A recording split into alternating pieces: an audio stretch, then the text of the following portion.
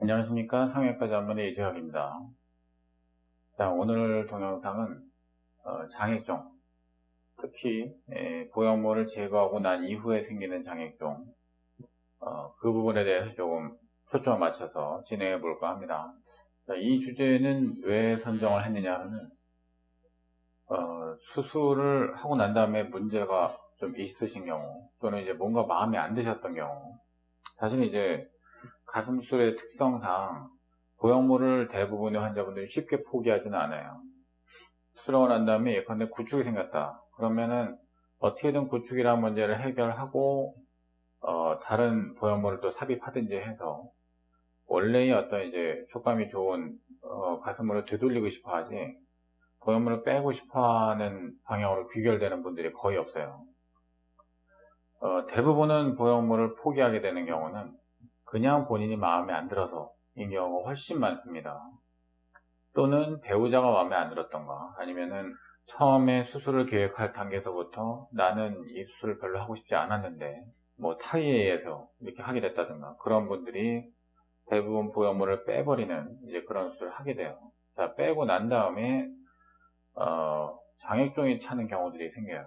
텍스처드 보형물, 특히 표면이 아주 거칠거칠한 텍스처드 보형물을 가지고 몇 년 동안 이렇게 살다가 보니까 장애종이 생겼다, 이런 경우들도 있습니다. 그래서 그 부분에 대해서 이 장애종이라고 하는 거에 대해서 질문들을 하시는 분들이 워낙 많다가 보니까 제가 이 부분을 갖다 한번 이렇게 쭈루룩 몰아가지고 한번 설명을 해드릴까 싶어서 마련해 봤고요. 장애종이라고 하는 거는 정체가 뭐냐라고 하면은 사실은 하나의 체액이라고 보시면 돼요. 대부분 장애종이 찼다라고 하는 그런 진단을 받은 환자분들, 처음에 상태는 어떻느냐 하면은 가슴이 갑자기 부풀어 올랐다고 얘기를 해요. 몇 시간 만에 부풀어 올랐다고 하는 분들도 있고, 또는 이제 하루 또는 2, 3일 이런 상대적으로 상당히 짧은 기간 동안에 갑자기 가슴이 마구마구 부풀어 올랐다, 뭐 가슴이 2배로 커졌다, 이런 경우를 이렇게 호소를 하시는 경우들이 많이 있고, 또는 보형물을 제거하신 분들에서는 보형물을 제거 후에 수술 전에 비해서 가슴 크기가 별로 차이가 없이 다시 부풀더라, 이렇게 이제 말씀하시는 분들이 있어요. 이제 그렇게 그런 문제를 가지고서는 이제 병원을 찾죠. 자, 중요한 부분은 장액종에서는 이렇게 가슴이 부풀어 오르는 거, 자, 그거 위에는 거의 다른 증상이 없어요. 통증도 사실은 별로 없어요. 장액종에서는. 예를 들어 구축에서는 아주 심한 한 4단계 정도의 구축에서는 통증을 많이 느끼는 경우들이 있고 운동에 장애를 받는 경우도 있는데, 장애종에서는 그런 증상이 없어요. 그냥 오로지 커지는 거, 뭐 뜨끈뜨끈해지고 뭐 이제 열이 나고 이런 경우도 사실은 별로 없고요. 부풀어 오르면 그러면 문제가 뭐겠느냐? 자, 뭐겠어요? 자, 옷 입었을 때 이상하죠. 속옷 입는 것도 불가능하고, 원래 가슴보다 2배로 커졌다 그게. 그러면 옷을 입을 때 파인 거는 커녕 여기가 축구공만해지니까 어디를 이제 다닐 수가 없게 되는 이제 뭐 그런, 특히 이제 여름, 겨울에는 상관이 없는데 여름에 한참 더울 때는 그런 게 큰 문제가 될 수 있겠죠. 자, 그런 부분들을 주 문제로 해가지고서는 병원을 찾게 되죠. 장액종이라고 하는 거는 그러면은 얘네들은 뭐냐? 영어로는 이제 시로마라고 하는 거는 뭐냐면은 이 장액이라고 하는 거가 장액성 체액을 얘기를 하는 거예요. 장액성 체액. 이거는 피도 아니고 아주 끈끈하지도 않고 그냥 어떻게 보면은 피보다는 조금 물에 가까운 이제 그런 체액을 이야기하는 이제 그런 거죠. 색깔은 좀 누리끼리한 이제 그런 색이고요. 자, 장액종은 우리 몸에서 흔하게 있는 어떤 다른 체액들하고 조금 비슷해요, 성상이. 그래서 이 시로마, 이 장액종이 왜 생기느냐라는 거에 대해서 원인을 갖다가 궁금해하는 경우들이 참 많이 있었는데, 사실은 아직까지도 장액종의 생성 원인은 속 시원하게 우리가 설명해드리지 못하고 있어요. 엘리자베스 핀들리라고 하시는 이제 선생님이 있는데, 가장 우리 세대에 이제 가장 유명한 유방 성형외과 전문의 선생님이죠.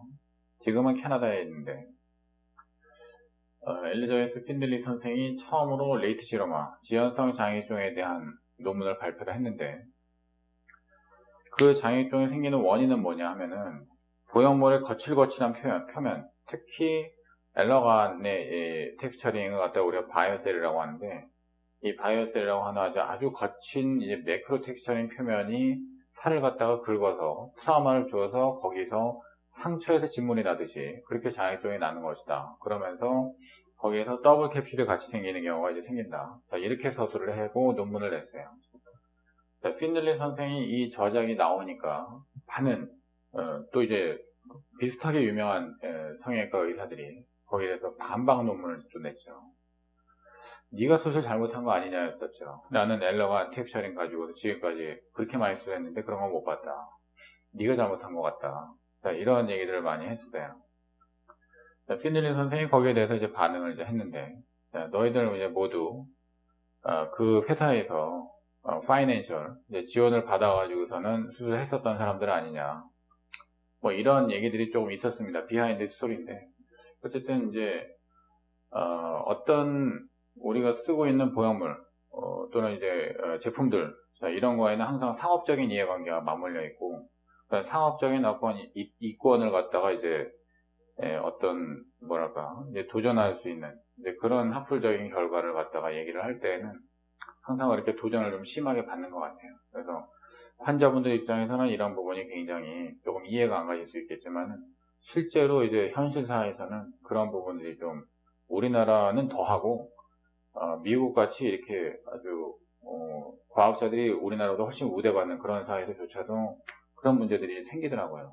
그래서 어쨌든 결국은 엘리자베스 핀들리 선생이 더블 캡슐과 레이스시로마 지연성 장애증에 대한 그 보형물의 거친 표면 접촉에 대한 어떤 이론들, 이거는 그 이후로 결국은 몇 년에 걸쳐서 수많은 다른 의사들에 의해서 또 검증이 됐죠. 지금은 정설로 이제 통하고 있어요. 핀들리 선생의 이론이 지금은 정설이에요. 그래서 거친 표면을 갖고 있는 텍스처드 보형물에 대해서 지금 의사들이 좀 다르게 좀 예전처럼 이렇게 아주 안심하고 쓰지는 못하고 있어요, 사실은.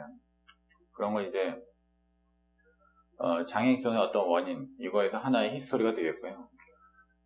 즉 텍스처드 표면을 갖고 있는 아주 거친 텍스처링 표면을 갖고 있는 보형물들이 트라우마를 주는 요것이 원인이 돼서 더블 캡슐과 장애증이 생기는 요 문제가 하나 있고, 자, 또 하나는 보형물 제거 후에 생기는 장애증. 자, 이거는 여러분들이 PIP라고 하는 보형물 회사를 아실지 모르겠는데 2012년, 2010년, 2009년 정도에 이 PIP라고 하는 이 보형물 회사, 유럽에서 굉장히 큰 보형물 회사라서 프랑스에 있는 데였는데 수만 명의 이제 유럽 여성들이 이걸로 가슴 수술을 했었는데, 이 회사에서 이제 재정이 조금 어려워지니까 공업용 실리콘을 넣어서 코이시비게를 만들어서 팔았던 거죠. 그래서 이 PIP에 의해 가지고서는 수술을 한 환자분들은 파열과 구축률이 다른 군보다 현저하게 높았다라고 하는 이제 그런 조사 결과가 나오고,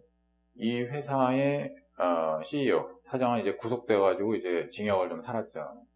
회사는 뭐 당연히 없어졌고, 이 보형물들은 보는 대로 다 빼고 수거하고 뭐 이제 이랬었던 걸로 알고 있어요. 자, 이 PIP 보형물을 보는 대로 제거를 하다가 보니까 의사들이 발견한 게 이걸 제거하고 난 다음에 물이 자꾸만 차더라. 자, 왜 차느냐? 보형물은 항상 들어가는 즉시 피막 속에 들어가 있게 되죠. 피막이 보형물을 둘러싸게 됩니다. 자, 그런데 이 상태에서 이 보형물을 갖다가 이제 우리가 이제 없애게 되면은 그냥 쏙 요것만 뺐다. 그러면 이거 전체가 다 공간이 되어 있게 돼요. 이거 전체가 다 공간이면은, 자, 이게 그냥 원래 자기 상처하고 상처 조직이었으면은 걔네들이 붙여놓으면은 완전히 아물게 되겠죠. 그럼 공간이 없어지게 되는데, 보형물만 쏙 빼놓고 이 피막과 피막을 붙여놓으면은 얘네들 잘 안 붙어요. 슬쩍 붙기도 하는데 절대로 제대로 공간을 남기지 않고서 그 정도로 붙지를 않아요. 그러면 이렇게 스페이스가 남아있게 되면은 이 스페이스에는 항상 뭔가가 찰 수 있는 가능성이 생겨요. 만약에 여기에서 수술한 도중에 많이 상처가 생겼다.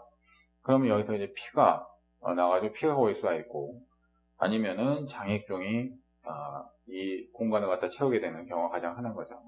그래서 보형물을 제거 후에 그 남은 공간, 몸에서는 공간이 생기는 거, 아무것도 없는 빈 공간이 생기는 거 이제 사강이라고, 데드 스페이스라고 하는데, 그런 걸 생기는 걸 굉장히 싫어해요. 몸에서는 뭔가로 채우려고 해요.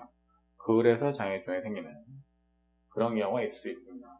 그러니까 한마디로 말하자면 장액종이라고 하는 거는 상처가 났을 때 우리가 이제 진물이 나오는 걸 보잖아요. 출혈도 있지만은 피만 나오는 게 아니죠. 살 벗겨주고 이런 데 보면은 진물들이 계속 나오는 걸 볼 수가 있죠. 상처가 아물면 진물도 마르고 끝나는데, 상처가 만약에 아물질 않고 계속 더뎌지고 있다면, 그러면 진물이 계속 나오게 되는 거죠. 요 스페이스 안에 그런 진물이 계속 나오고 있다면 그 장액종은 터질 듯이 부풀어 오르는 거죠. 자, 그 장액종이 있다라고 하는 거를 진단을 어떻게 하느냐? 뭐 여러 가지 방법이 있을 수 있는데, 가장 일단 이제 히스토리가 중요하고요. 어떤 보형물을 가지고 이제 수술을 했느냐. 그리고 지연성 장액종은 보통은 수술하고 난 다음에 한 6개월 이후 그 정도에 생기는 걸 의미를 해요. 그 이전에 수술하자마자 만약에 이제 뭐 장액종이 확 찼다, 이제 이런 거는 굉장히 드물어요.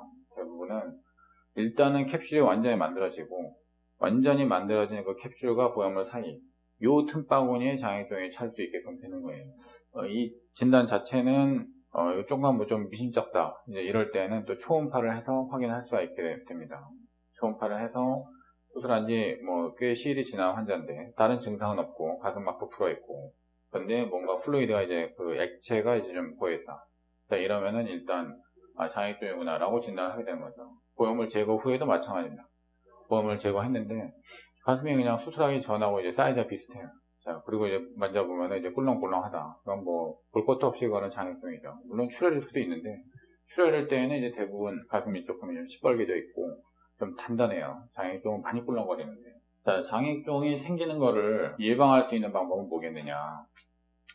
예방은 일단 보형물을 우리가 제거를 할 때 캡슐을 그대로 놔두냐, 피막을 제대로 그냥 놔두지 않고 없애는 게 원칙이에요. 이 부분은 항상 제가 강조했었던 부분인데, 캡슐을 전체를 다 없애는 게 가장 확실한 방법이다. 왜냐하면은 이 캡슐 자체, 이 피막이라고 하는 요 자체가 진물을 낼 수 있는 이제 그런 소질을 갖고 있는 그런 상태로 그 보형물을 제거를 했을 때, 그때는 그만큼 이제 장액종이 다시 이렇게 나올 수 있는 가능성이 있는 거죠. 그러니까 이 상처는 사실은 원래 자기가 갖고 있었던 원래 살들끼리 붙어가지고 완전히 아무로 붙어야, 그래야지 공간도 안 생기고 진물을 내는 어떤 살들도 예전하고 이제 상황이 달라지니까 그렇게 행동을 안 하는 건데, 보형물만 빠졌고 옛날하고 그냥 상황이 똑같다.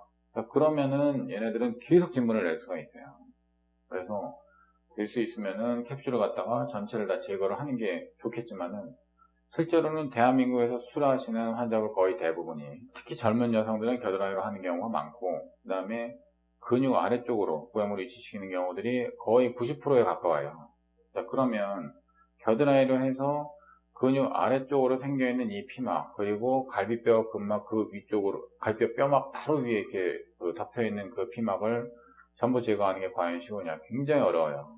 그래서 전체를 다 제거하기 어려우면 부분적으로라도 요 피막을 좀 제거를 하는 것이 좋겠다. 그것이 아주 옛날서부터 사실은 하나의 원칙이었어요. 90 몇 년도에도 이제 여기에 대한 연구들이 있었는데, 뭐 80 몇 명을 갖다 보형물을 이제 제거를 했는데, 제거를 할 때 캡슐을 다 이제 제거를 한 그런 환자들에서는 장액종이 하나도 안 생겼고, 캡슐을 남겨놓고 보형물을 뺐었던 환자들에서는 상당한 퍼센티지로 장액종이 생겼다. 이런 보고가 있었던 거죠.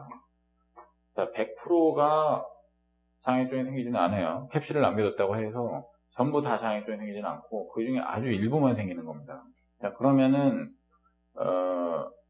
텍스처드 보형물, 이제 매크로 텍스처링 보형물들이 또 이제 자꾸만 장액종을 만든다고 아까 얘기를 했었는데, 그러면은 장액종이 무서우면은 이 텍스처드 보형물을 안 쓰면 되는 거 아니냐. 자, 여기에 대해서 생각을 좀 많이 해봐야 돼요. 왜 텍스처링이라고 하는 거를 우리가 했느냐. 텍스처링, 이렇게 좀 까끌까끌한 표면을 갖고 있는 보형물이 있고 매끈한 표면을 갖고 있는 보형물들이 있어요. 자, 우리가 마이크로 텍스처링이라고 하는 거는 상당히 스무스에 가까운 보형물이에요. 그러니까 이 중간에 끼인 건데 마이크로 텍스처는 사실은 스무스에 사실 가까워요. 텍스처하고는 조금 거리가 많아요. 이름이 마이크로 텍스처니까 얘네는 텍스처랑 가깝겠지라고 생각하시는 분들이 많은데, 실제로 대한민국에서 지금 유통되고 있는 마이크로 텍스처라고 하는 이제 그런 보형물들은 스무스에 가까워요. 사실은 텍스처링처럼 행동을 잘 안 하죠. 텍스처링 왜 했느냐 하면은 구축을 억제하기 위해서잖아요. 첫 번째가 그거고, 또 하나는 위치 이동과 회전을 억누르기 위해서예요. 위치 이동과 회전이 마찰력에 잘 안 일어나게끔 하려고 텍스처를 한 건데, 얘네들은 스무스나 마이크로 텍스처는 위치 이동, 회전 이런 것들 너무 쉽게 일어나겠죠. 당연히 마찰력이 하나도 없으니까 막 움직일 수가 있어요. 피막 속에서. 피막하고 붙지를 못하니까. 당연히 구축을 얘네들이 예방할 수 있을 거라는 기대도 할 수가 없어요, 사실은. 그러면 장액종이 얼마나 큰 문제라고 이제 봐야 되기 때문에 이런 것보다 더 큰 문제냐. 그거에 대해서는 의사들마다 생각이 좀 많이 다를 수 있겠지만, 기존의 텍스처링 보형물들은 나름대로의 또 의미가 있습니다. 자기들 나름대로의 의미가 있고, 스무스나 마이크로 텍스처는 또 이제 그들 나름대로 의미가 있는 것인데, 저게 안 좋고, 저게 좋으면 저게 안 좋고, 사실 다 이제 그런 거예요. 제품이라고 하는 건. 그래서, 뭐 스무스를 쓰든 마이크로 텍스처를 쓰든 매크로 텍스처를 쓰든 간에 이런 문제들이 휘말리지 않도록 잘 수술 플랜을 짜고 수술을 잘 하는 게 훨씬 더 중요하죠. 제품의 모든 걸 기대를 걸어서는 안 됩니다. 자, 일단은 그래서 어쨌든 보형물을 제거를 했는데, 또는 이제 그냥 보형물 제거 안 한 상태에서든 장애종이 만약에 생겼다면 어떻게 되느냐. 뭐 첫 번째는 공간을 없애는 거예요. 공간을 없앤다고 하는 거는 바깥에서 초음파 보면서 바늘을 찔러가지고 주사기로 이 차 있는 장애종을 이제 빼내는 그런 식으로 처음에는 이렇게 다들 해요. 자, 이거 빼면은 이 공간이 남아있잖아요. 빈 공간에 다시 찰 수가 있어요. 다시 안 차게 하려고 그러면 공간을 없애야 되거든요. 그래서 자, 흡입하면은 반드시 그 다음에 압박을 해줘야 됩니다. 흡입하고 압박을 한 두어 번 정도, 그 정도 이렇게 해줬는데도 불구하고 장액종이 많은 양이 다시 찼다 라고 하면 그거는 이제 결국 열어야죠. 열어서 피막을 결국 벗겨내야 됩니다. 그리고 다시 압박을 해야 되죠. 그래서 장액종은 사실은 심각한 문제를 유발하지는 않아요. 그리고 이제 인체의 어떤 건강 이런 거에 큰 문제를 주지도 않고 아주 무서운 어떤 이제 그런 결과를 초래하는 것은 사실은 아닙니다. 근데 굉장히 좀 사람을 좀 골치 아프게 하죠. 그런 문제예요. 심각하다기보다는 상당히 번거롭고 골치 아프게 만드는 그런 문제가 장애종이라고 할 수가 있어요. 자, 마지막으로 이제 얘기를 할 거는 ALC예요. 이거는 역형성 대세포 림프종이라고 하는 질병과 이 장애종 사이에 관련이 있느냐라고 하는 부분인데, 미국에서는 굉장히 핫한 이슈인데 한국에서는 굉장히 좀 무감각해요. 세계적인 그런 추세하고는 좀 너무 다르게 놀아서 좀 의아스러운데, 어쨌든 이 대세포 림프종은 악성 종양입니다. 이 악성 종양이 발현이 되는 증상이 가슴에서 어떤 이제 그 결절, 어떤 종괴 이런 게 만져지는 것보다는 이건 혈액종이기 때문에 이제 장액종으로 발현을 하는 그런 경우들이 굉장히 많은 걸로 되어 있어요.